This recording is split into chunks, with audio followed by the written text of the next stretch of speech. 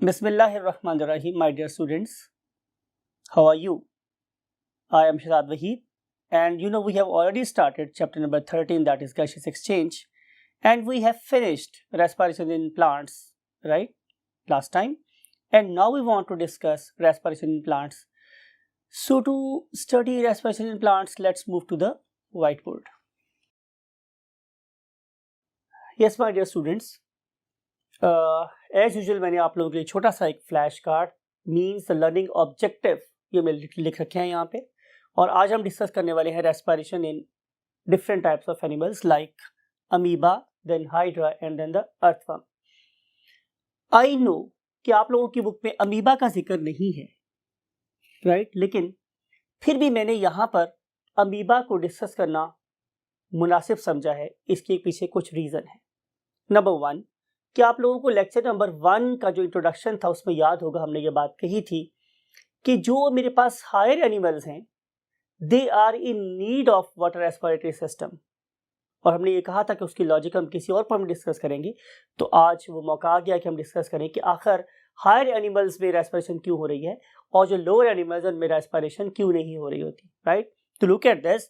अगर मैं आप लोगों के लिए एक अमीबा को ड्रॉ करूं तो यू नो वेरी वेल कि जो अमीबा है ये एक यूनिसेलुलर ऑर्गेनिज्म है एंड इट लैक पेलिकल. इसके बाहर पेलिकल नहीं होती, therefore it can not maintain its shape. तो जैसी मर्जी मैं शेप ड्रॉ करूं या आप ड्रॉ करें वो एक्सेप्टेबल होगी. अब इस पर्टिकुलर ऑर्गेनिज्म को अगर आप देखिए तो it is aquatic in nature. Aquatic का मतलब ये है कि ये जाहिर है पानी में रहता है, राइट? दैट पर्टिकुलर वाटर जिसकी properties in the terms of respiration हमने अगेन लेक्चर नंबर 1 में डिटेल से डिस्कस की थी कि पानी में सांस लेना या पानी में एक्सचेंज ऑफ गैस करना कितना आसान है या कितना मुश्किल है और वो किस पर डिपेंड करे. All this factor you have to keep in your mind, right? अब हम डिस्कस क्या कर रहे हैं कि फिर भी आप इस पर्टिकुलर अमीबा को देखें तो इसकी सराउंडिंग में ऑल अराउंड यहाँ पे क्या मौजूद है? जाहिर है वाटर.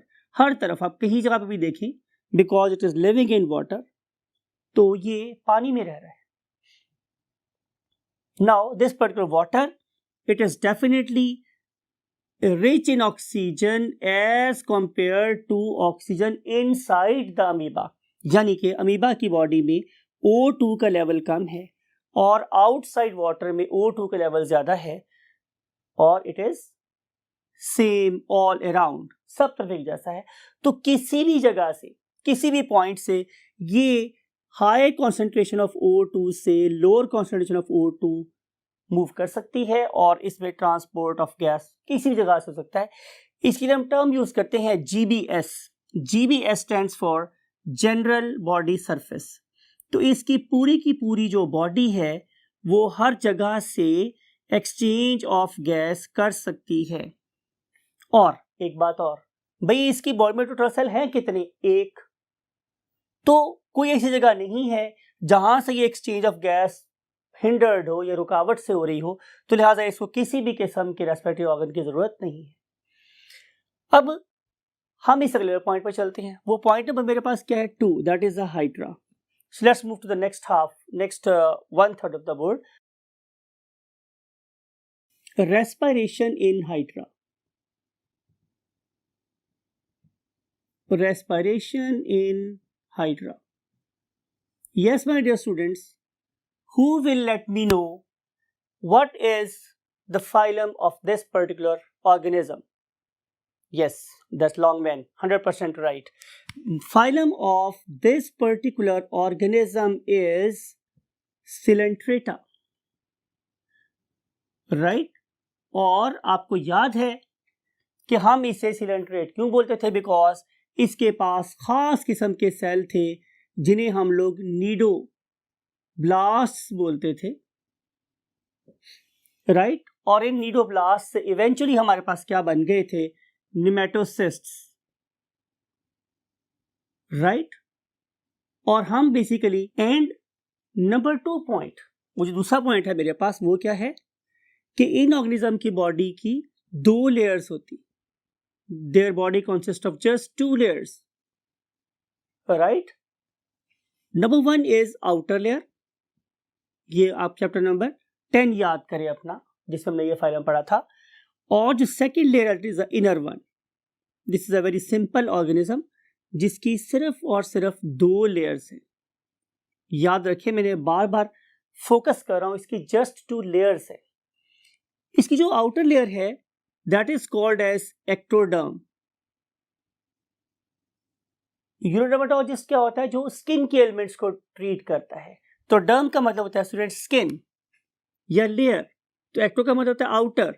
तो जो आउटर लेयर को डिफाइन करने वाला वर्ड दैट इज एक्टोडर्म। और फिर इनर वाली लेयर का नाम क्या होता है, एंडो, एंडोडर्म। एंडो का मतलब इनर एंड डर्म का मतलब क्या होगा मेरे पास, लेयर। तो जो बाहर वाली लेयर है एक्टोडर्म और जो अंदर वाली लेयर है वो क्या है, एंडोडर्म। आइए हम इसको ड्रॉ करके देखते हैं। You know last time draw किया था चैप्टर नंबर 10 में भी हम लोगों ने, ये सब क्रॉस सेक्शन ड्रॉ कर रहा हूँ इस ऑर्गेनिज्म का, राइट। और इसकी जो बाहर वाली लेयर है जिसे मैं इस वक्त ब्लैक से लाइन कर रहा हूं, this one, it is called as what, ectoderm. ये एक्टोडर्म है। Outer layer is called as ectoderm. You know it consist of many cells. अब आप जरा इसको रेस्पिरेशन के पॉइंट ऑफ व्यू से देखें कि अगर आप इस लेयर के सब सेल्स की बात करें जो बाहर बाहर बाहर बाहर हैं, तो वो क्या है students, they are in direct contact of water. Why it is direct contact of water? Because this particular hydra is an aquatic animal. ये भी पानी में पाया जाता है। So water is all around. इसके यहाँ पे all around surrounding में जो चीज है that is water, right? तो you know very well कि concentration of O2 is higher in the water and definitely it is low inside the cells. Cells में कैसे स्टूडेंट्स, बहुत लो। तो क्या होगा कि ऑक्सीजन हमेशा हाई से लो कॉन्सेंट्रेशन में मूव करेगी। तो चूंकि इसके बाहर वाले सेल्स की मेजॉरिटी किससे कॉन्टैक्ट में है, ऑक्सीजन के कॉन्टैक्ट में है, तो अगेन हमें किसी सिस्टम की जरूरत नहीं है, राइट। अब हम चलते हैं इसके अंदर वाली लेयर की तरफ। तो अगर मैं इसके अंदर वाली लेयर की बात करूं तो इसमें फर्दर आपने डिस्कस देखा था कि इसमें 3 किस्म के सेल्स होते हैं, राइट। उसकी डिटेल में हम नहीं जाने वाले, सिर्फ बताना ये है कि ऑल दो इसमें 3 किस्म के सेल है but they are constituting only 1 layer. वो बना सिर्फ एक ही लेयर रही है और उस पर्टिकुलर लेयर को हम नाम क्या देते हैं, एंडोडर्म। ऑल दो, मैं फिर रिपीट कर रहा हूं कि ऑल दो इसमें 3 किस्म के सेल्स है लेकिन लेयर एक ही बन रही। और अब इस पर्टिकुलर लेयर के अंदर जो मेरे पास क्या है स्टूडेंट्स, कैविटी है that is very huge, very large. अगर मैं आप लोगों को उस पर्टिकुलर कैविटी के वॉल्यूम की बात करूं तो आप इमेजिन कर सकते हैं कि यहां से लेके यहां तक ये सारी की सारी खाली जगह है, कैविटी है। और जहां डाइजेशन हो रही हो उस पर्टिकुलर कैविटी को हम नाम के देते हैं एंट्रॉन। अगर किसी बंदे को टाइफाइड फीवर हो जाए तो उसे क्या बोलते हैं, उसे एंटेरिक फीवर हो गया, उसे अंतड़ियों का बुखार हो गया, राइट। तो एंटेरम का मतलब जहां डाइजेशन हो रही हो। तो ये पर्टिकुलर कैविटी क्या कहलाती है, एंट्रॉन। अब चूंकि हम लोग डिस्कस कर रहे हैं किसको, सिलेंट्रेट्स को, तो मैं इस पर्टिकुलर एंट्रॉन के साथ सिलन भी लगा सकता हूं, मीन टू से सिलेंट्रॉन, राइट, के it is the digestive cavity of coelenterates, right. तो ये सिलेंट्रॉन है। अब यू नो वेरी वेल कि इसके टॉपिक माउथ है। इस पर्टिकुलर माउथ के अंदर डेफिनेटली क्या मूव कर सकता है, वाटर इन, इट कैन बैथ। बैथ का मतलब है नहला देना, ये सारे सेल्स को नहला देगा और सारे के सारे सेल्स एक्सचेंज करेंगे किस चीज को, गैसेस को। यानी कि हर सेल को जितनी O2 चाहिए वो इसमें से ले लेगा और जितनी CO2 प्रोड्यूस होगी वो इसमें डाल देगा। और after some time this particular water will leave from the same mouth. और आपको ये वाली बात भी याद है कि एक ऐसी कैविटी कि जिसका वही माउथ हो और वही एनस पे काम भी कर रहा हो, उसे हम बोलते हैं सैक लाइक कैविटी। बोरी, बोरी समझते हैं ना आप लोग, बोरी में जहां से हम चावल डालते हैं उसी तरफ से चावल निकाल भी लेते हैं, जो जिस तरफ से आटा डालते हैं उस तरफ से आटा निकाल भी लेते हैं।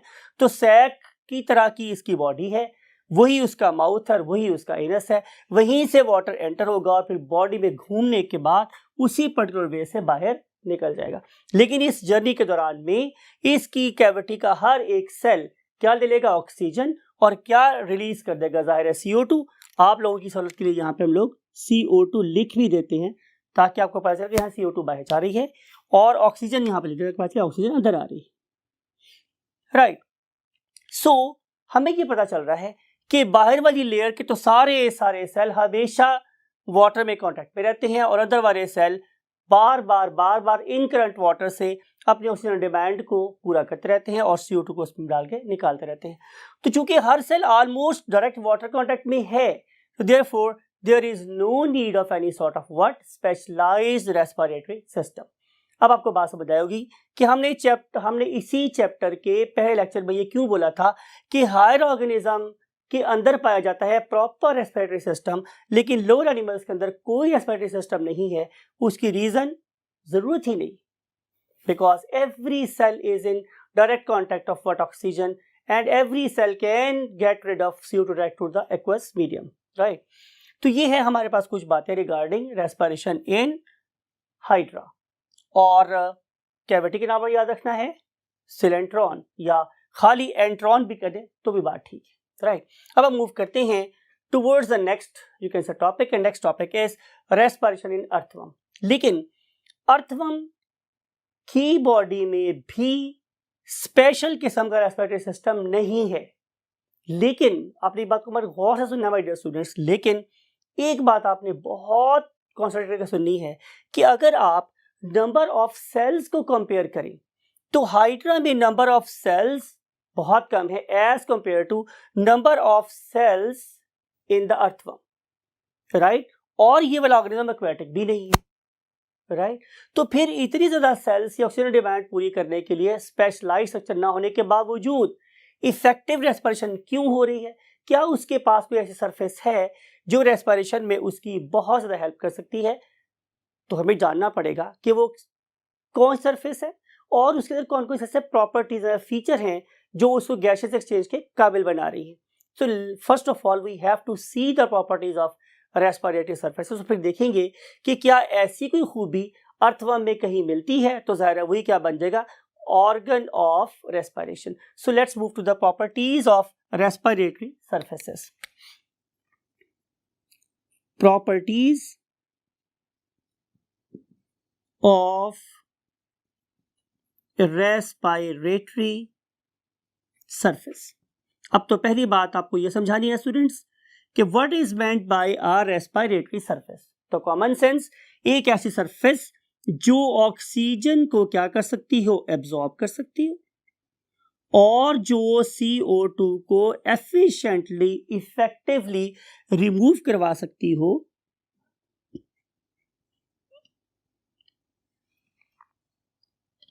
उस सरफेस को हम लोग क्या नाम देते हैं स्टूडेंट्स, रेस्पिरेटरी सरफेस, राइट। तो पहली प्रॉपर्टी जी माय डियर स्टूडेंट्स, पहली प्रॉपर्टी ये है कि that particular surface should have very large surface area. ये मैं बोर्ड जान के बड़े बड़े लफ्ज लिख रहा हूं ताकि आपको याद रहे कि ये कोई बहुत ही इंपॉर्टेंट फीचर है, लार्ज सरफेस एरिया। अब यहां पे मैंने हरगिज ये बात नहीं कही कि वो जो स्किन, वो जो सरफेस है वो बहुत बड़ी होनी चाहिए। मैंने ये बोला है कि उसका सरफेस एरिया बड़ा होना चाहिए। ये बड़ी इंपॉर्टेंट बात है स्टूडेंट्स। लुक एट दिस कि अगर फॉर एग्जांपल मैंने ये एक लाइन लगाई है, इसकी लेंथ इतनी है, राइट, और फिर अगर मैंने एक ये वाली लाइन लगाई है तो इसकी भी लेंथ इतनी है, राइट। लेंथ ऑलमोस्ट दोनों की बराबर है। मैंने ऑलमोस्ट का वर्ड इसलिए यूज किया ताकि एम्बिग्युइटी ना प्रोड्यूस हो आपके माइंड में। ऑलमोस्ट बराबर है, लेकिन क्या इन दोनों लाइंस का सरफेस एरिया भी बराबर है? तो डेफिनेटली नॉट। इसका सरफेस एरिया कम है और इसका सरफेस एरिया ज्यादा है। इसका मतलब ये होगा कि मैं जिस पर्टिकुलर सरफेस को ज्यादा फोल्ड्स में थ्रो कर दूंगा उतना ही ज्यादा क्या हो जाएगा, उसका सरफेस एरिया। तो इसका मतलब ये होगा कि यहाँ पे एक्सचेंज ऑफ गैस का रेट कम होगा, यहाँ पे और ज्यादा, और यहाँ पे ज़ाहिर क्या हो जाएगा, मैक्सिमम हो जाएगा। तो पहली बात यह है कि रेस्पिरेटरी सरफेस का सरफेस एरिया बहुत ज्यादा होना चाहिए।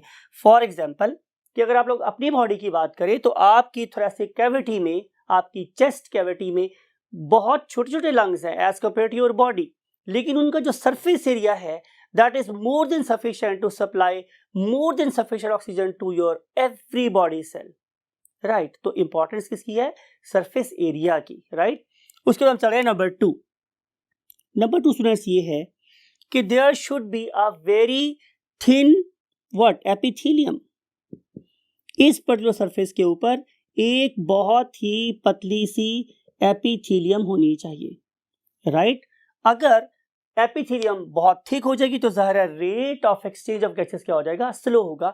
तो इस पर्पस के लिए हम इस पर्टिकुलर सरफेसेस के ऊपर जो सेल्स हैं उनके नंबर को बढ़ा देते हैं और सेल्स की मेम्ब्रेन के ऊपर सरफेसेस को बहुत थिन कर देते हैं, राइट। उसके बाद जाता है हमारे पास what, number 3। And number 3 is there should be a very steep gradient. What is meant by a steep gradient, right. इसका मतलब मेरे पास स्टूडेंट्स ये है कि वो एरिया जहां से मैंने किसी गैस को एब्जॉर्ब करना है वहां पे कॉन्सेंट्रेशन O2 की ज्यादा होनी चाहिए, और जिस सरफेस में मैंने एब्जॉर्ब करना है उस पर्टिकुलर सरफेस के अंदर ऑक्सीजन की कॉन्सेंट्रेशन क्या होनी चाहिए, कम। हमने बहुत डिस्कस किया है इस पॉइंट को, आपने चैप्टर नंबर 4 में भी इस बात को स्टडी किया था कि what is basically a gradient. Gradient का मतलब होता है स्टूडेंट स्लोप, ये slope gradient, right. For example अगर मैं हाइट की बात कर रहा हूं तो अगर आप इस पॉइंट ए को देख रहे हैं और से आप लोग इस पॉइंट बी को देख रहे हैं तो डेफिनेटली पॉइंट ए की हाइट ज्यादा है as compare to point B. तो पॉइंट बी ज़ाहिर है लोअर हाइट पर है और पॉइंट ए ज्यादा हाइट पर है। तो क्या साबित हुआ कि point A height wise at a high gradient और point B is at a lower gradient. अब अगर आप इस पर्टिकुलर स्लंट सरफेस के ऊपर कोई एक टॉय कार रखेंगे तो यू नो वेरी वेल, मैं लास्ट में डिस्कस किया था आप लोगों के साथ कि ये वाली toy car without any energy move करेगी from the high altitude to the lower altitude. तो यही वाली बात यहां पर होगी कि अगर आप लोगों की सराउंडिंग में O2 की कॉन्सेंट्रेशन ज्यादा है और आपके लंग्स में O2 की कॉन्सेंट्रेशन कम है, भाई तभी तो गैस मूव करेगी, राइट। आप लोगों को किसी भी बंदे की बात तभी समझ आएगी जब आप ये समझेंगे कि उस पर्सन की जो बात है या उसके पास जो नॉलेज है वो मेरे से ज्यादा है। आप जब तक उसे हाई लेवल पे कॉन्सेंट्रेट नहीं करेंगे आप लोगों को उसकी बातें एब्जॉर्ब ही नहीं होंगी। तो यही बात हम यहाँ पे कर रहे हैं कि हमने ये बात कही कि अगर आपके सराउंडिंग में O2 की कॉन्सेंट्रेशन कम हो और आपके लंग्स में O2 ज्यादा हो तो एक्सचेंज नहीं होगा। एक्सचेंज होने के लिए आपकी सराउंडिंग में O2 ज्यादा होनी चाहिए और लंग्स में O2 कम होनी चाहिए। वाइस वर्सा फॉर CO2 कि जो CO2 है वो आपके लंग्स में ज्यादा होनी चाहिए और आपकी एयर में CO2 कम होनी चाहिए, तभी गैसें डिफ्यूज करेगी। Otherwise gases can never diffuse in at any place in any surface, right. तो थर्ड पॉइंट ये कि there should be a steep gradient between the two areas mean where oxygen should be absorbed and from oxygen should be absorbed, right. उसके बाद तरफ number 4 that is the minimum distance. Minimum distance, अब ये भी एक बहुत ही important concept है, right. Let's move to the next 1/3 of the board. अब आप यूं देखिए माय डियर स्टूडेंट्स कि ये आप लोगों के पास क्या है, जाहिर है लंग्स है। फॉर एग्जाम्पल मैं लंग्स की बात कर रहा हूं। इस पर्टिकुलर लंग्स में आप लोगों के पास पढ़ गए ग्रेड 9 में आप क्या होते हैं, एल्वियोलाई, राइट। और ये जो मेरे पास एल्वियोलाई हैं, अगर मैं उसकी डायग्राम बनाऊं शायद ग्रेड 9 वाली ही, तो आपको याद होगा कि ये सिंगल सेल पे कंसिस्ट करती है इसकी थिकनेस, और इसकी बिल्कुल विसिनिटी में बिल्कुल इसके साथ साथ क्या चल रही होती हैं, ब्लड कैपिलरीज, राइट। तो अगर इनके दरम्यान में डिस्टेंस ज्यादा होगा या नंबर ऑफ मेम्ब्रेन ज्यादा हो जाएंगी तो रेट ऑफ एक्सचेंज कम हो जाएगा। तो मुझे क्या करना है कि मुझे इन पर्टिकुलर मेम्ब्रेन्स और उनके डिस्टेंस को मिनिमम करना है, तभी मैं बहुत क्विकली ऑक्सीजन को इसके अंदर डाल सकता हूं और CO2 को यहां से निकाल सकता हूं, राइट। तो ये एक बड़ा इंपॉर्टेंट कॉन्सेप्ट है regarding the exchange rate of the gases. अब हम चलते हैं नंबर 5 पॉइंट की तरफ। And 5th point is there should be a very rich network of blood capillaries, कि मेरे पास ब्लड कैपिलरीज का एक रिच नेटवर्क होना चाहिए। जाहिर है जब ये रिच नेटवर्क होगा तो मेरे पास एक considerable amount of O2 deficient blood आएगी, राइट। और चूंकि मेरे पास यहाँ पे नेटवर्क है तो वो सरफेस एरिया भी उनको मिल रहा है, तो वहां पे हम क्या करेंगे, आसानी से O2 को एब्जॉर्ब कर सकेंगे। इसके अलावा यहाँ पे क्या बात कि अगर यहाँ पे ब्लड स्टैटिक हो तो फिर दोनों मेम्ब्रेन्स के दरमियान में जो ग्रेडियंट है वो बहुत जल्दी से क्या हो जाएगा, खत्म हो जाएगा। लेकिन जब मैं मुसलसल यहाँ से O2 डेफिशिएंट ब्लड लेकर आऊंगा और ऑक्सीजन यहाँ पे एब्जॉर्ब होने के बाद यहाँ से आगे मूव कर जाएगी, तो जो ब्लड यहाँ पे स्टे करेगा वो हमेशा एट लोअर कॉन्सेंट्रेशन होगा, राइट। तो इसलिए इस पर्टिकुलर नेटवर्क के अंदर कांस्टेंट ब्लड का फ्लो होना चाहिए जो हमेशा यहाँ पे ग्रेडियंट को एस्टैब्लिश करके रखे, राइट। तो यहाँ पे हमेशा O2 डेफिशिएंट ब्लड आना चाहिए और नंबर 2 कहना चाहिए कि यहाँ पे CO2 रिच ब्लड आए। तो जो CO2 रिच ब्लड है वो यहाँ से CO2 को गिव ऑफ कर देगा, वहां से इसको निकाल देगा और यहाँ से O2 क्या हो जाएगी, जाहिर है एब्जॉर्ब हो जाएगी। तो ये वो 5 प्रॉपर्टीज है जो आप लोगों की बुक में मेंशन्ड है कि अगर ये वाली 5 खूबियां किसी सरफेस के ऊपर होंगी। एक बात और मुझे याद आ गई स्टूडेंट्स, आप लोगों की नजर कर रहा हूं, वो है एक 6 point, 1 extra point that is very very very important. वो क्या है कि आप लोगों की जो रेस्पिरेटरी सरफेस है, respiratory surface, it should be moist. Students look at my statement, मैंने वर्ड यूज किया है कि at least it should be moist. I am not saying कि it should be always wet. अगर तो आप किसी एक्वेटिक मीडियम में रहते हैं तो वेट क्लास ठीक है, लेकिन आप मेरे मॉइस्ट के वर्ड पे कॉन्सेंट्रेट करें। मैंने ये बोला है कि it should not be always wet, it should be at least moist, right. अगर आपकी सरफेस मॉइस्ट नहीं होगी तो आप याद करें, मैंने आप लोगों से फोटोसिंथेसिस में बहुत डिटेल से डिस्कस ये किया था कि अगर आप लोगों के बेसोफिल सेल के सरफेसेस मॉइस्ट नहीं होंगी तो एक्सचेंज रेट काफी स्लो हो जाएगा, बिकॉज कि जो भी गैस है वो पहले वाटर में डिसॉल्व होती है मेसोफिल सेल्स की सरफेस पे, फिर वो अवेलेबल होती है। तो same is the case here कि आप लोगों की रेस्पिरेटरी सरफेसेस अगर मॉइस्ट नहीं है, एटलीस्ट मॉइस्ट नहीं है, तो एक्सचेंज ऑफ रेट बहुत क्या हो जाएगा, स्लो हो जाएगा। तो इस पर्पस के लिए हमें ढूंढना है वेट सरफेस को और एटलीस्ट मॉइस्ट सरफेस को। शायद अगर मैं आपको एक सोचने के लिए एक पॉइंट दूं तो आप मुझे सोच के बताइएगा कि अगर मॉइस्ट सरफेस इतना जरूरी है या वेट सरफेस इतना जरूरी है तो पानी में डूबने के बाद हमारी डेथ क्यों हो जाती है? आपको सोचिएगा और I will wait for your reply, right. अब हम चलते हैं नेक्स्ट पॉइंट की तरफ कि ये वो 6 या 5 प्रॉपर्टीज हैं, अगर वो प्रिवेल कर रही होंगी तो वो वाली सरफेस एक्सचेंज में हेल्पफुल होगी, और अगर ये सरफेस में से एक भी खूबी ना होगी तो एक्सचेंज रेट बहुत स्लो हो जाएगा। आज के लेक्चर की आखिरी बात मेरे स्टूडेंट्स ये है कि अगर मैंने फर्दर कॉम्प्लेक्स ऑर्गेनिज्म स्टडी करनी है, like I want to study for example a fish, और I want to study a crocodile और स्नेक, और if I want to study for example a reptile और अ बर्ड और अ mammal, तो फिर हमें उस पर्टिकुलर टाइम पे बहुत इंपॉर्टेंट चीजें समझ आनी चाहिए। वो क्या है? Surfaces, directions, right. इस पर्टिकुलर टॉपिक को समझने के लिए मुझे हेल्प चाहिए होगी एक बुक की, और now I have book in my hand, और इसको यूज करके हम डायनामिक वॉल पे ये समझेंगे कि डायरेक्शंस कितनी इंपॉर्टेंट है और क्यों इंपॉर्टेंट है। Yes my dear students, look at this, it is a book. और अगर आप इस पर्टिकुलर बुक को अपने हाथ में से पकड़ के बैठे हुए हैं तो वो डायरेक्शन या वो वाली साइड जिसका मुंह मेरी तरफ है, राइट, और से मैं एक सन हूं तो ये सन की तरफ है। से it is a fish, flat fish, तो इसकी वो वाली साइड जो सन की तरफ है।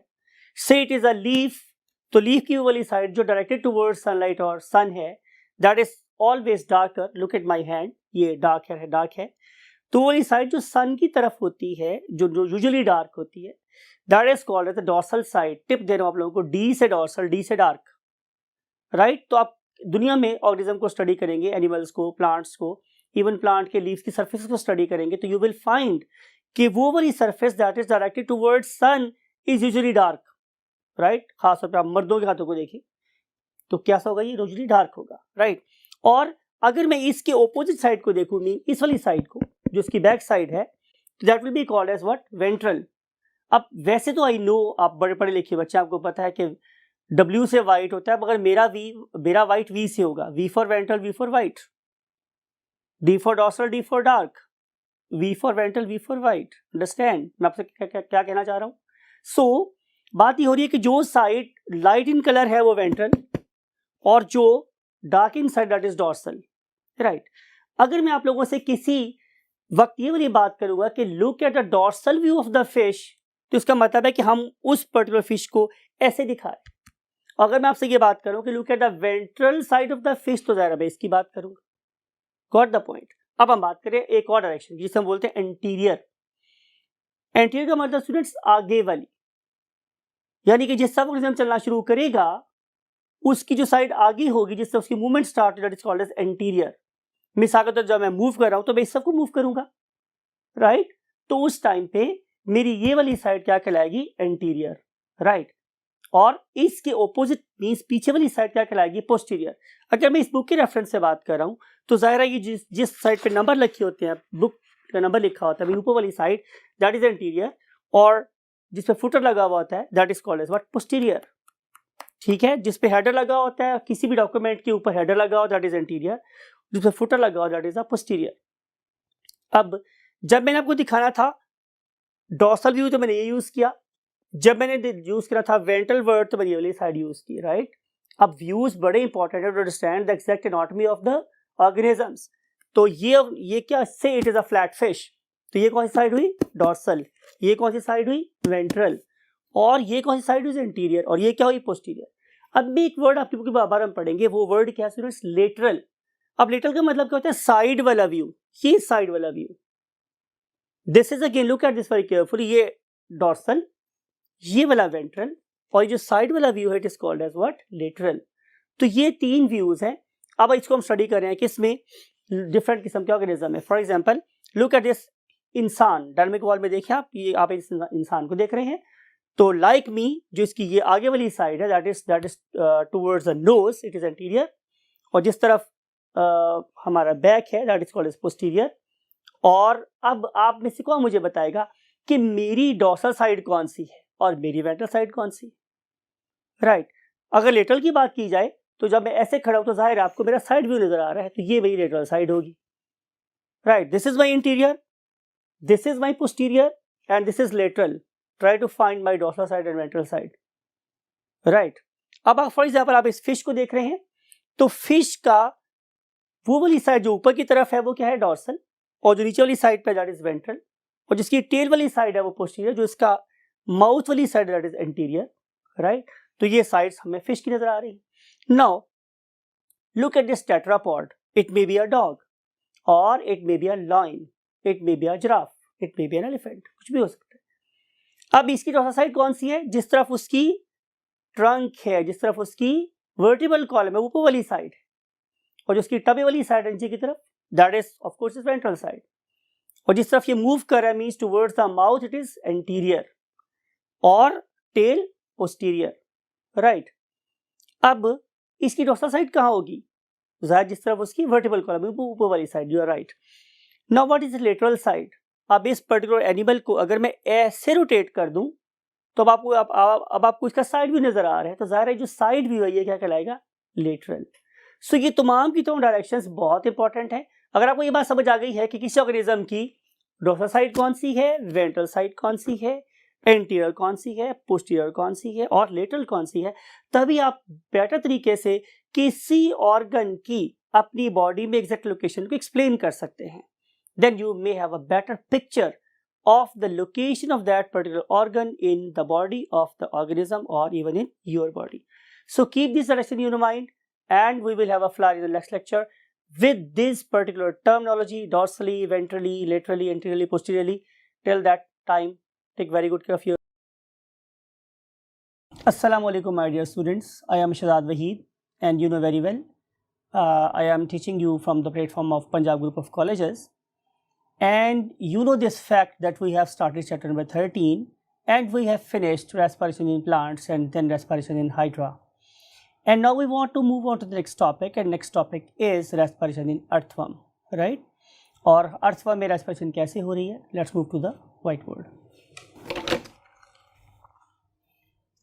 Hi my dear students, हम डिस्कस करने वाले हैं respiration in earthworm। तो इसके लिए आपको पहले कुछ बातें पता होनी चाहिए, जिसमें से नंबर 1 कि what is a phylum of this particular organism. तो इसका फाइलम है स्टूडेंट्स मेरे पास what? Annelida. Name of this phylum is Annelida. और अगर कोई बंदा आपसे ये पूछ ले कि what is the diagnostic feature, what is the diagnostic feature से मुराद मेरे पास ये होती है कि इसकी पहचान क्या है, आइडेंटिफिकेशनल फीचर कौन सा है। डायग्नोज करना क्या होता है, किसी चीज़ की तशखीस करना, उस तक पहुंचना। तो आप ऐसा कौन सा फीचर ढूंढेंगे या तलाश करेंगे कि जिससे आपको पता चल जाएगा कि ये वाला organism it should belong to phylum Annelida. तो उसका आंसर मेरे पास ये है कि नंबर 1 कि ये राउंड वर्म्स हैं, ये गोल गोल से ऑर्गेनिज्म हैं, राइट। लेकिन सिर्फ राउंड वर्म नहीं है, प्लस इन राउंड वर्म के साथ हमें इनकी बॉडी में सेगमेंट्स भी नज़र आते हैं। और अगर एक ऐसा राउंड वर्म हो जिसकी बॉडी सेगमेंट्स में या पीसेस में डिवाइडेड हो तो हम उसे बोलेंगे कि it is a segmented round worm. This segmented round worm is known as what, annelid. और अगर कोई बंदा आप लोगों से इसकी एग्जांपल्स पूछ ले तो you should write number 1 earthworm, right, and number 2 is Nereis, right. तो ये इसकी दो बहुत कॉमन एग्जांपल्स हैं। इन दोनों एग्जांपल्स को आप माइंड में रखें, उनकी मॉर्फोलॉजी को अपने माइंड में रखें, तो डेफिनेटली आप लोगों को इस फाइलम तक पहुंचने में बहुत आसानी होगी। अब इसके बाद जो अगली बात है वो ये कि क्या इस पर्टिकुलर ऑर्गेनिज्म के अंदर कोई स्पेशल रेस्पिरेटरी सिस्टम प्रेजेंट है, right. We want to find a special respiratory system in what, earthworm. We have to find. तो जब मैंने डिफरेंट डायसेक्शंस की तो मुझे लंग्स की तरह से या गिल्स की तरह से कोई चीज़ नज़र नहीं आई, तो इसका मतलब ये है there is no special respiratory system. अगर इसके पास कोई स्पेशल रेस्पिरेटरी सिस्टम नहीं है तो फिर ये वाला ऑर्गेनिज्म O2 कैसे एब्जॉर्ब करता है और CO2 से निजात कैसे हासिल करता है। तो उस पर्पस के लिए हमें क्या करना पड़ेगा, हमें उन्हीं फीचर्स को अपने माइंड में रिकॉल करना पड़ेगा जो किसी भी सरफेस को रेस्पिरेटरी फीचर्स असाइन करती थी। तो हमने क्या देखा, क्या हमने लास्ट टाइम डिस्कस किया था स्टूडेंट्स कि वो कुछ 4 या 5 फीचर्स थे। अगर वो वाले 4-5 फीचर्स किसी रेस्पिरेटरी सरफेस पे प्रेजेंट हों तो इसका मतलब ये है कि उस सरफेस पे ऑक्सीजन एब्जॉर्ब हो सकती है और वहाँ से हम CO2 से निजात हासिल कर सकते हैं। Mean to say we can get rid of that very gas, right. So वो फीचर्स कौन कौन से थे, क्विकली उसको रिवाइज करते हैं। नंबर 1 कि that particular surface should be moist, कि वो पर्टिकुलर सरफेस है वो मॉइस्ट होनी चाहिए एटलीस्ट, राइट। फिर उसके बाद हमने दूसरी जो फीचर पढ़ा था वो क्या था स्टूडेंट्स कि इस पर्टिकुलर सरफेस के अंदर there should be a very rich network of blood capillaries होना चाहिए, राइट। जाहिर है कि अगर यहाँ पे ये प्रेजेंट होगी तो सरफेस कैसी हो जाएगी, रेड, राइट। और उसके बाद पॉइंट नंबर 3 मेरे पास क्या है स्टूडेंट्स कि उस पर्टिकुलर सरफेस के अंदर there should be a very steep gradient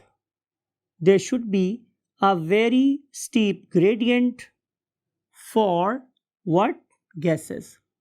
यानी कि अगर मैं ऑक्सीजन की बात करूं तो ऑक्सीजन उस सरफेस में कम होनी चाहिए, एनवायरनमेंट में ज़्यादा होनी चाहिए, और CO2 उस सरफेस में ज़्यादा होनी चाहिए और एनवायरनमेंट में कम होनी चाहिए, राइट।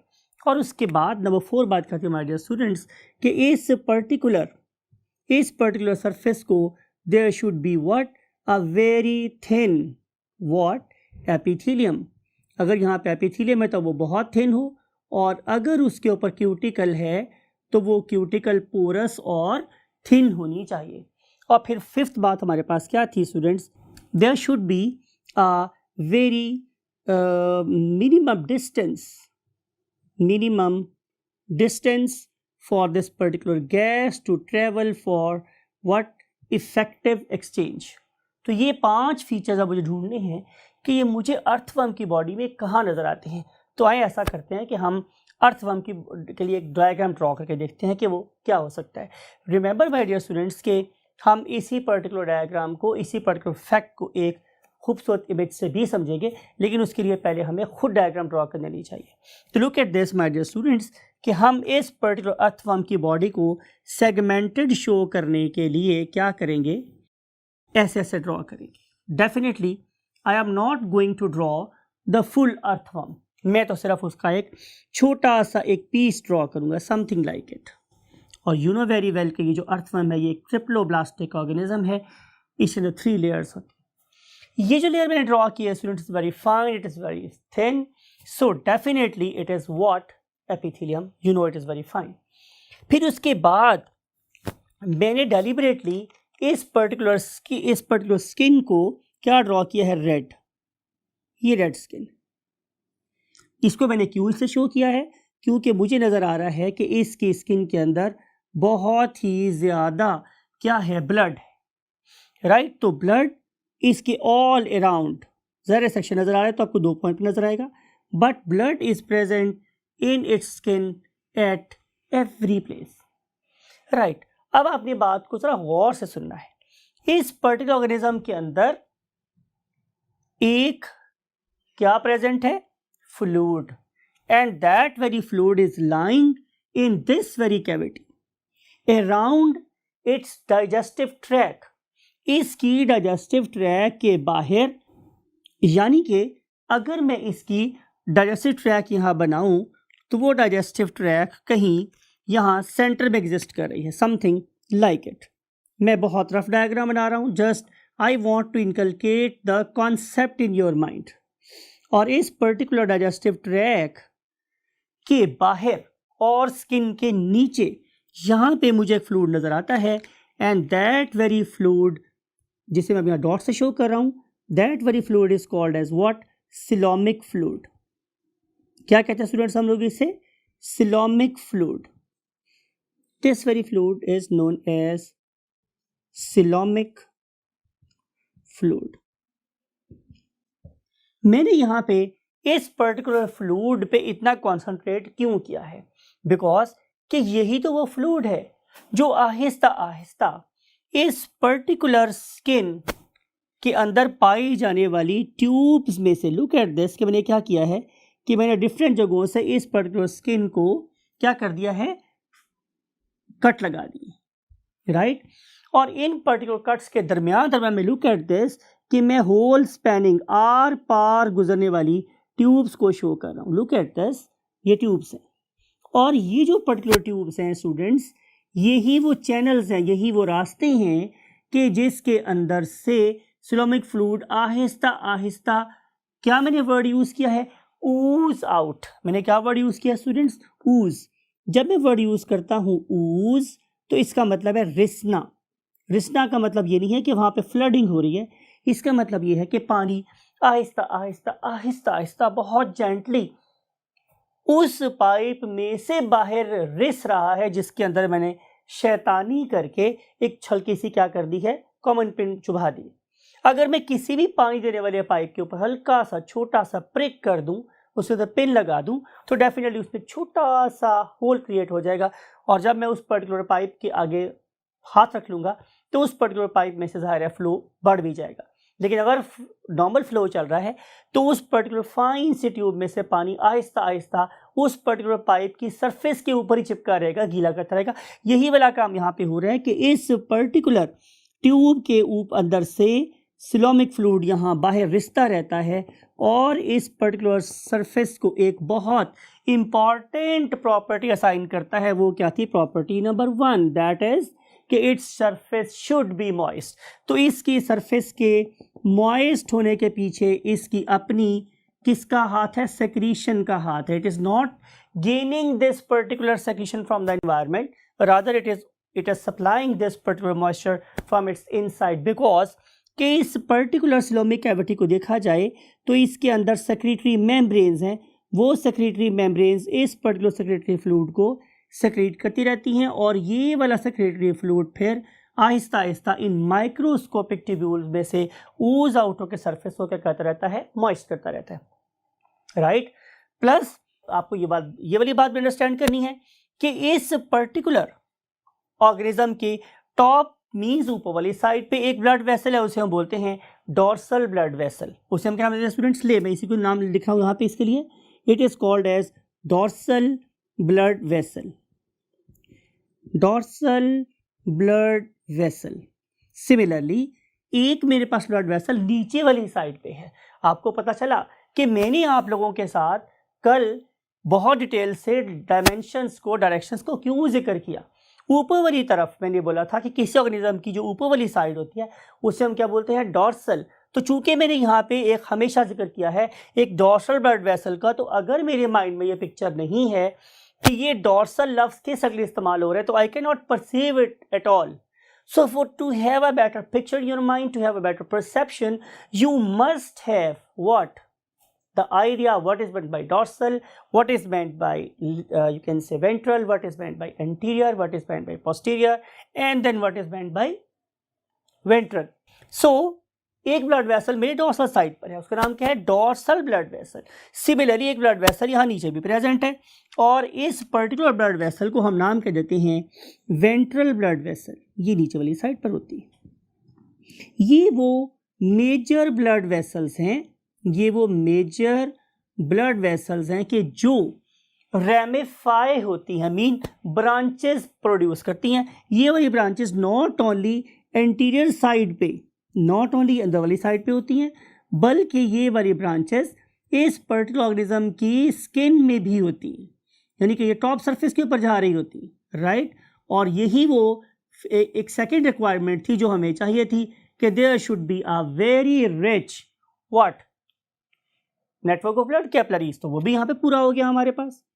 जैसे मैंने बोला कि ये वाला ऑर्गेनिज्म क्या कर रहा है, जाहिर है सेलुलर लेवल पे ऑक्सीडेशन ऑफ फूड कर रहा है, तो इसको क्या चाहिए? ऑक्सीजन। ऑक्सीजन यहाँ से एब्जॉर्ब होती है, ये वाली ऑक्सीजन फिर डिफरेंट किस्म के व्हाट हार्ट्स के थ्रू कहाँ जाती है? पूरी बॉडी में डिस्ट्रीब्यूट होती है। और कैसे डिस्ट्रीब्यूट होगी? इसको डिस्कस करने की बहुत ही आसान सी बात है कि इस पर्टिकुलर ऑर्गेनिज्म के ब्लड में क्या प्रेजेंट है? क्या प्रेजेंट ब्लड में? एक respiratory pigment, and that way respiratory pigment is called as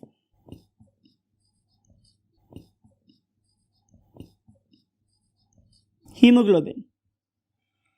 and you know very well कि जब भी मैं हीमोग्लोबिन की बात करता हूं तो हम कहते हैं capital H and small b।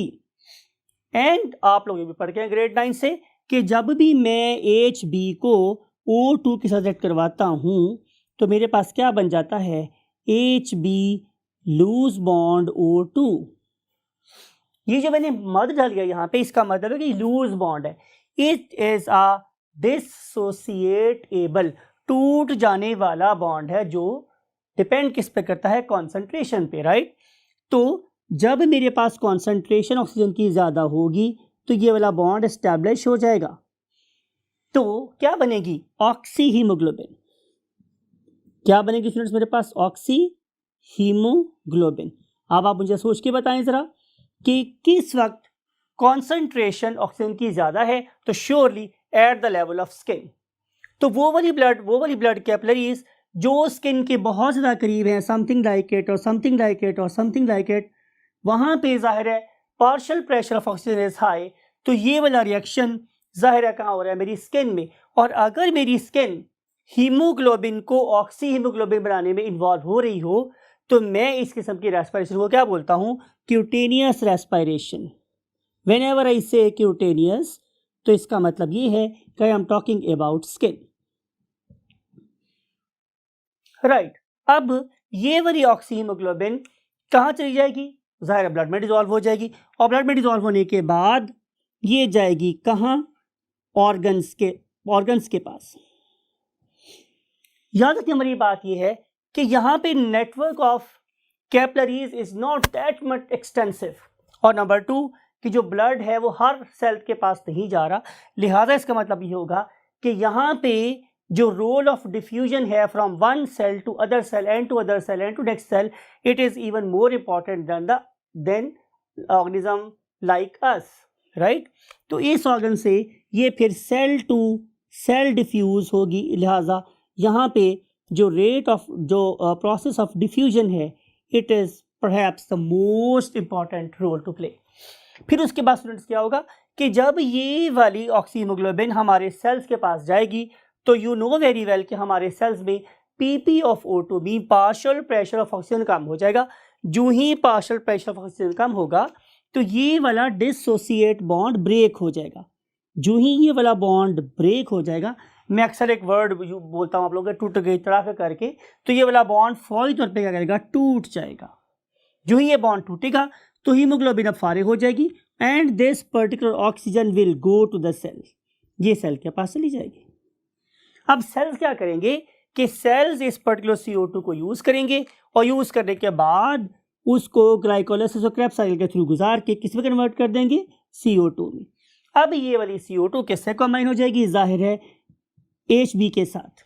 जब ये से कंबाइन होगी तो अब जो चीज मेरे पास बनेगी वो भी किस पे डिपेंड करती है, कॉन्सेंट्रेशन पे। नाम क्या है उसका, HB loose bond CO2, it is called as carboxy haemoglobin.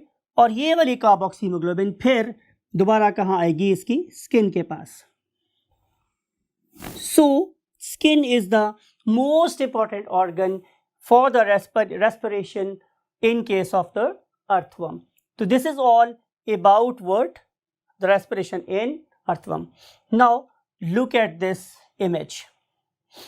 अब आप इस इमेज को देख रहे हैं, this is an image of farmers friend. ये तो फार्मर का बहुत अच्छा दोस्त है और इस पर्टिकुलर दोस्त को हम किस नाम से जानते हैं, my dear students, yes, earthworm के नाम से। Look at this, it is very shiny, it is very, you can say sparkling due to definitely presence of water or moisture on its surface. और अगर मैं इसके अंदर मूव करूंगा तो मुझे क्या नजर आएगा, लुक एट इट सेक्शन, कि एक ब्लड वेसल इसके ऊपर है और एक ब्लड वेसल इसके नीचे है। तो जो ऊपर वाली ब्लड वेसल उसका नाम क्या है, डोर्सल ब्लड वेसल, और नीचे वाली का नाम क्या है, वेंट्रल ब्लड वेसल। अब इन पर्टिकुलर ब्लड वेसल्स ऑर्गेनिज्म को जब मैं सेक्शन कट करता हूँ तो मुझे इसके अंदर वही सिलोमिक कैविटी नजर आ रही है और उस सिलोमिक कैविटी के अंदर सिलोमिक फ्लूइड भी नजर आ रहे हैं। आप जरा गौर से देखें तो हमने इसके ऊपर वाले पॉइंट पर प्रॉपर ट्यूब्स लगाई हैं जहां से आप लोगों को ये सिलोमिक फ्लूइड उसकी सरफेस के ऊपर ऊज आउट होता हुआ नजर आ रहा है और इसकी वजह से इसकी जो टॉप सरफेस है ये क्या हो गई, डेफिनेटली मॉइस्ट, राइट। और फिर जो चीज़ आपने और गौर से देखनी है कि लुक एट दिस, कि ये बिल्कुल राउंड वर्म सा है and this particular roundworm is also provided with segments being pieces of the body, therefore it should be what, an annelid। और बाकी जो सारी डिटेल्स हैं वो ज़ाहिर हमने आप लोगों से लेक्चर में डिस्कस कर ली हैं। Now we want to move to the next topic and next topic is respiration in cockroach. Respiration और respiration in cockroach. So respiration in cockroach को स्टडी करने से पहले, जैसे मेरी हमेशा आदत है, मैं बाबा चीज़ों को रीइंफोर्स करता रहता हूँ। हालांकि हमने ये वाली सारी बातें चैप्टर नंबर 10 में पढ़ रखी हैं, फिर भी मैं आपको रिवाइज कर रहा हूँ कि कॉकरोच का ताल्लुक किस फाइलम से है। तो आप लोगों को पता है कि name of its phylum is what, anybody? Yes, you are right, Arthropoda, Arthropoda. अब ये बात मैंने वहां एक्सप्लेन की थी कि study of joints is called as arthrology. इसका मतलब है कि जहां कहीं भी वर्ड आता है ऑर्थ्रो तो इसका मतलब है joints, joints, and poda mean उसके पांव, फीट या लेग्स, लेग्स और फीट। तो आप लोगों को जितने भी आर्थ्रोपोड्स हैं उन सब के ऑर्गन्स ऑफ लोकोमोशन में जॉइंट्स नजर आते हैं। भाई जॉइंट्स तो आप लोगों की बाजू में भी है, जॉइंट्स तो मेरी बॉडी में भी है, तो क्या मेरा ताल्लुक भी फाइलम आर्थ्रोपोडा के साथ है? तो answer is no. We have got a distinct feature that is not present in case of what, cockroaches, and that very feature is presence of vertebral column. You know, we have got vertebral column. Despite of the fact that we have got joints in our limbs, we cannot be included in arthropoda. So arthropods are the organisms having joint in their feet without vertebral column, right? So हम चलते हैं इस particular arthropod के बारे में कुछ मजीद बातें करते हैं, जिसमें आप लोगों को ये बात भी पता है कि इनके ऊपर, इनके अंदर एक और बड़ा ही इंपॉर्टेंट डायग्नोस्टिक फीचर नजर आता है, and that very feature is presence of chitinous skeleton. इनके अंदर हमें काइटिन का बना हुआ स्केलेटन नजर आता है। ये जो काइटिन का स्केलेटन है ये नॉट ओनली उनके बाहर है बल्कि उनके अंदर भी प्रेजेंट होता है, राइट। तो इस पर्पज के लिए आए हम इस पर्टिकुलर ऑर्गेनिज्म की ड्राइंग बनाते हैं। Look at this. पहले मैं क्या कर रहा हूँ स्टूडेंट्स कि मैं इस ऑर्गेनिज्म का डॉर्सल व्यू ड्रॉ कर रहा हूँ, राइट। ये डॉर्सल व्यू है और इस पर्टिकुलर डॉर्सल व्यू में आप लोगों को क्या नजर आ रहे हैं, इसकी बॉडी के 3 parts, right. Number one is called as head, right, and number 2 is called as thorax, and number 3, this large chest portion is called as abdomen. So these are the 3 distinct zones of this organism, right? नाम आपने याद रखना है, it is cerebral region, it is thoracic region, it is abdominal region. अब अगर मैं इस particular organism का कौन सा व्यू ड्रॉ करूं, लेटरल, याद है क्या था लेटरल, ये साइड वाला। इट वॉज डॉर्सल, मैंने बोला था D for dorsal, D for dark, V for ventral, V for white, and this one is lateral, side वाला व्यू। तो अगर मैं इस ऑर्गेनिज्म का एक लेटरल व्यू ड्रॉ करूं, समथिंग लाइक इट,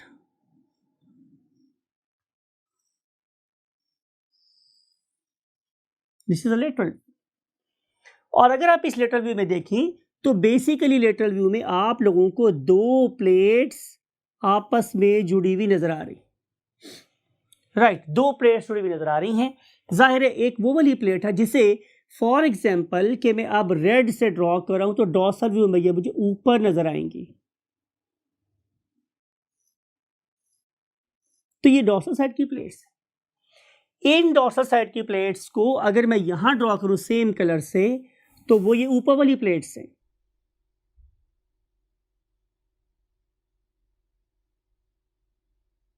राइट। इन ऊपर वाली प्लेट्स को हम लोग क्या नाम देते हैं, टर्गा, राइट। और इसकी जो नीचे वाली प्लेट्स हैं जिन्हें मैं अब डेलिबरेटली ब्लू ड्रॉ कर रहा हूं तो जाहिर है वो मुझे इन प्लेट्स के नीचे नजर आएंगी।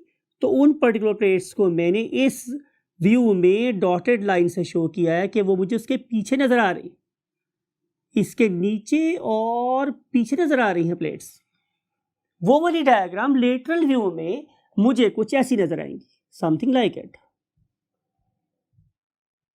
राइट। तो ये 2 प्लेट्स आपस में मिल जाती हैं, फ्यूज हो जाती हैं। इनकी जंक्शन पे जहां मेरी स्टर्ना और टर्गा की प्लेट्स आपस में मिलती हैं वहां पे मुझे क्या नजर आ रहे हैं स्टूडेंट्स, 10 होल्स, 10 होल नजर आ रहे हैं, समथिंग लाइक इट, कि 2 होल कोई यहां है और 1 फॉर एग्जाम्पल 2 3 4 5 6 7 8 होल यहां नजर आ रहे हैं, राइट।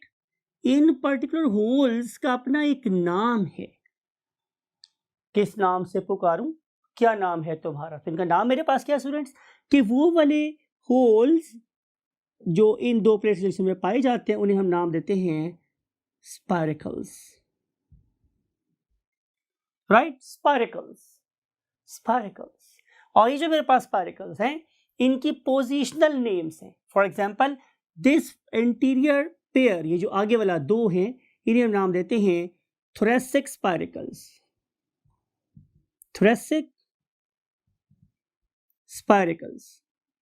और ये जो बाकी 8 हैं, ये मैंने क्या बोला है 2, नंबर लिखता हूं आप लोगों के लिए कि these are just interior 2, interior, फिर वही बात, इंटीरियर क्या था, आगे वाले 2, और ये वाले 8 पोस्टीरियर क्या कहलाते हैं, एब्डोमिनल स्पाइरिकल्स, एब्डोमिनल।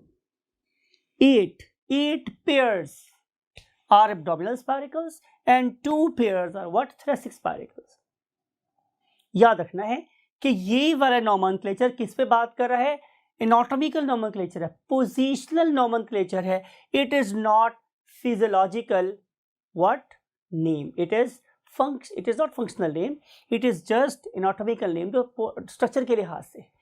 तो 2 हुए थोरेसिक और 8 हो गए स्पाइरिकल, कौन से वाले, एब्डोमिनल।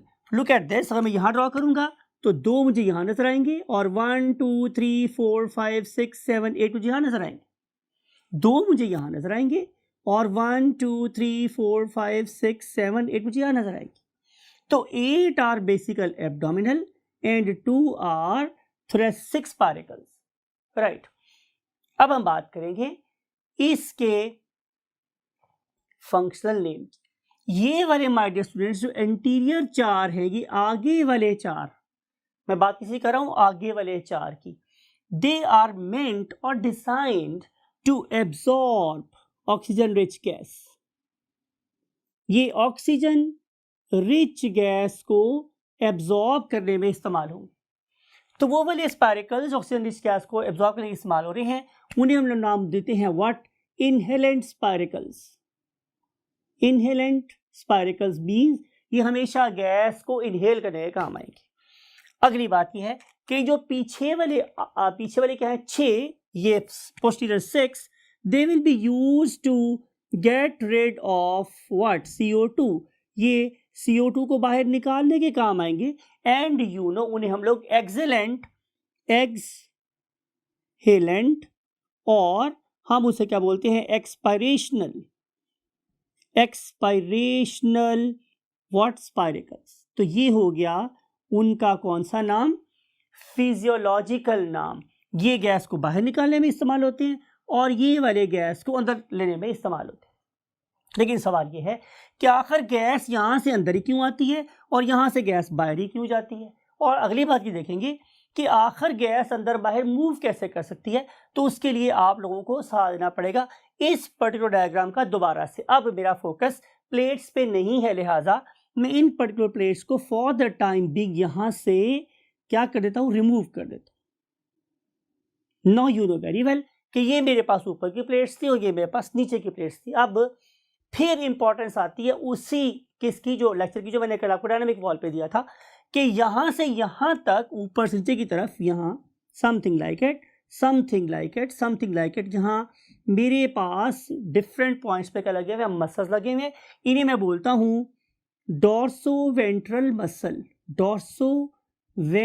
मसल, यानी कि ये वाले मसल्स डॉर्सल प्लेट्स को वेंट्रल प्लेट के साथ जोड़ रहे हैं।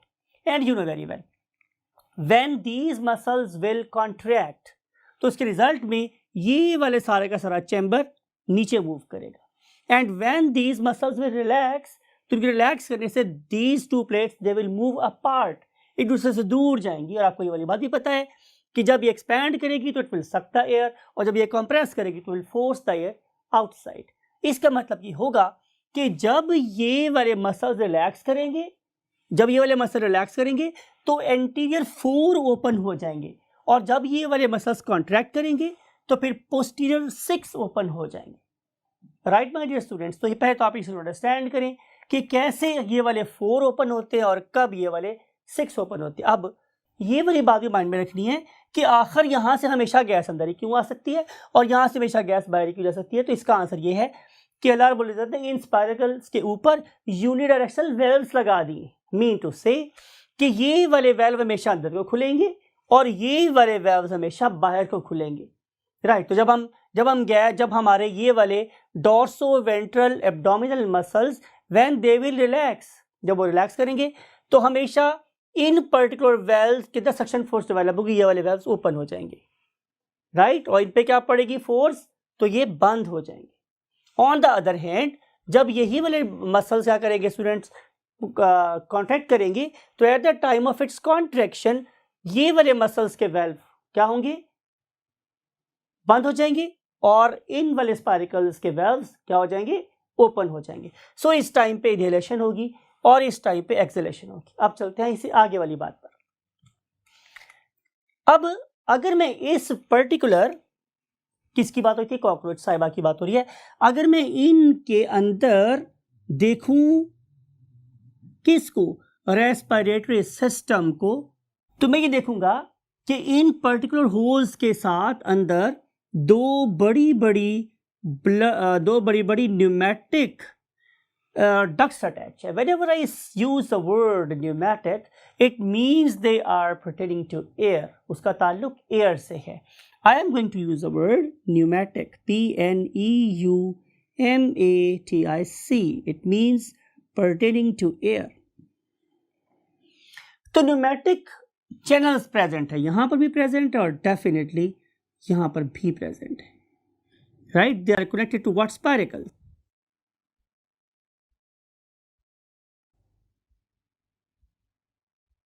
सो ये बाहर से कनेक्टेड है किसके साथ? स्पाइरेकल्स के साथ। तो ये वाली मेन ब्लड वेसल जो इन स्पाइरेकल के साथ कनेक्टेड हैं, राइट, हम उन्हें क्या नाम देते हैं? Tracheae, right? These two blood vessels they are called as what? Tracheae. मैं इसकी और इसकी बात कर रहा हूं। I am talking about this blood vessel and I am talking about this air vessel and about this air vessel. मैं इन दो एयर वेसल की बात कर रहा हूं। तो इनका नाम मेरे पास स्टूडेंट्स क्या है? ट्रैकी, राइट? और इन पर्टिकुलर ट्रैकी के से आगे मेरे पास क्या डिवाइड होते हैं? ट्रैक्यूल्स। ये ट्रैक्यूल्स जो मैं अब ड्रॉ कर रहा हूं, these are called as tracheoles, right? और these particular tracheoles they are highly ramified. whenever I use the term ramified, highly ramified trackeoles, अगर आप लोगों को रेमिफाइड का मतलब या लफ्ज याद नहीं आता तो आप सिंपल ब्रांच लिख सकते हैं। रेमिफाइड का मतलब है ब्रांच। तो आप लोगों को यहाँ पे हाईली ब्रांच्ड बहुत फाइन सी ट्यूब्यूल्स नजर आती हैं। कौन सी ट्यूब्यूल्स? Air tubules. और उन एयर ट्यूब्यूल्स का नाम मेरे पास क्या है स्टूडेंट्स? Tracheoles, right? अब ये जो ट्रैक्यूल्स हैं they are basically supplying oxygen rich air to the all organs of the body, चाहे वो उसका ब्रेन है, चाहे वो उसकी आईज है, चाहे वो उसकी गट है, चाहे वो उसका हार्ट है। अब कोई बंदा आपसे ये पूछे अगर कि इस पर्टिकुलर सिस्टम की लोकेशन कहाँ है, तो रिमेंबर कि इसकी लोकेशन इसके रूफ के साथ है। और क्या मैंने बोला था कि what is meant by the term roof? तो आंसर इज डॉर्सल। तो डॉर्सल साइड पे आप लोगों को क्या नजर आएगा? ये वाला सारा system. It means if I ask you people to dissect a cockroach and find what this particular system, तो you have to operate your organism from the ventral side so that dorsal side may remain intact. I think you got the point, right? तो हमें इसको कहाँ मिलेगा? अगर हमने इससे मुलाकात करनी हो तो वो सारा सिस्टम इसकी ऊपर वाली साइड पे लगा हुआ है, इस वाली साइड पे। No one over here. You got the point? अब हम चलेंगे अगली पॉइंट की तरफ। वो क्या है कि ये अगर मेरे पास एक स्पाइरेकल है और स्पाइरेकल किससे अटैच है? जाहिर है ट्रैकी के साथ, और ट्रैकी के साथ अटैच है जाहिर है ट्रैक्यूल्स के साथ। ये ट्रैक्यूल्स हैं and these particular tracheoles are highly ramified. ये बहुत ज़्यादा रेमिफाइड है और इवेंचुअली ये किसी पंजे की तरह से, किसी क्लॉ की तरह से आगे एक्सपेंड हो जाता है। ये वाला पर्टिकुलर, इसे हम बोलते हैं what? Respiratory cell. And this particular respiratory cell is half filled. ये हाफ फिल्ड है with a fluid and that very half filled fluid क्या करता है? खिल जाता है। कब? जब इसके साथ आके ऑक्सीजन कंबाइन हो जाती है। इसका मतलब ये होगा कि पहले ऑक्सीजन इस रेस्पिरेटरी सेल के फ्लूइड में डिसॉल्व होगी और फिर ये वाला रेस्पिरेटरी सेल किस से अटैच है? Definitely other organs of the body, something like the skeletal muscles. तो अब ऑक्सीजन इस पर्टिकुलर रेस्पिरेटरी सेल से किसके पास चली जाएगी? जाहिर है उसके मसल के पास चली जाएगी या उसके ऑर्गन्स के पास चली जाएगी।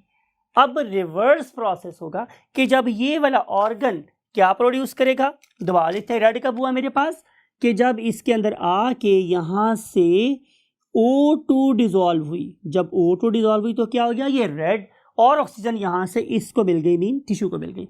ऑन द अदर हैंड जब यही वाला सेल इस पर्टिकुलर टिश्यू से आने वाली CO2 से रिच होगा तो जाहिर है उस मोमेंट पे यहाँ पे कलर कैसा हो जाएगा? ब्लू हो जाएगा। अब यहाँ से ऑक्सीजन CO2 रिवर्स गियर लगाती हुई इवेंचुअली किससे? एक्सहेलेंट स्पाइरेकल से बाहर निकल जाएगी। एक्सहेलेंट स्पाइरेकल से बाहर निकल जाएगी। सो this is all about the respiration in case of the cockroach. आप लोगों को बेसिकली इसकी प्लेट्स के नाम याद रखने हैं, आपको स्पाइरेकल्स के नाम याद रखने हैं। आप लोगों को स्पाइरेकल्स के पोजिशनल नेम याद रखने हैं, आपको स्पाइरेकल्स के फिजियोलॉजिकल मीन फंक्शनल नेम याद रखने हैं। फिर ये देखना है कि स्पाइरेकल किससे कनेक्टेड है, और वो वाले ट्रैकी जब फर्दर डिवाइड होते हैं तो वो इनर वाली साइड पर बहुत सा ब्रांचेस देते हैं, और हर ब्रांच जाके रेस्पिरेटरी सेल पे ख़त्म होती है। रेस्पिरेटरी सेल में क्या प्रेजेंट था, ज़ाहिर है फ्लूइड, और उस फ्लूइड में सबसे पहले O2 डिजॉल्व होगी। जब ये वाला फ्लूइड O2 रिच हो जाएगा तो ही ऑक्सीजन किसको मिलेगी, किसी ऑर्गन को मिलेगी, and reverse gear will be applied to get rid of what, CO2। So this is all about respiration in what of course cockroach. और इसके लिए अगर आप थोड़ा सा 1 मिनट और दें तो हम आप लोगों को ये एनिमेशन भी दिखा सकते हैं, जस्ट हैव दिस एनिमेशन, और इस पर्टिकुलर आर्किटेक्चर ऑफ गॉड के बारे में सोचिए। और जब तक आप एनिमेशन देख रहे हैं मैं आप लोगों से लूँगा इजाज़त, इस उम्मीद के साथ, इस दुआ के साथ कि आप अपने पेरेंट्स की बहुत ज़्यादा केयर करेंगे, और अगर आपको ये बात समझ आई हो तो आप हमारे पे दुआ भी करेंगे। Till next lecture, take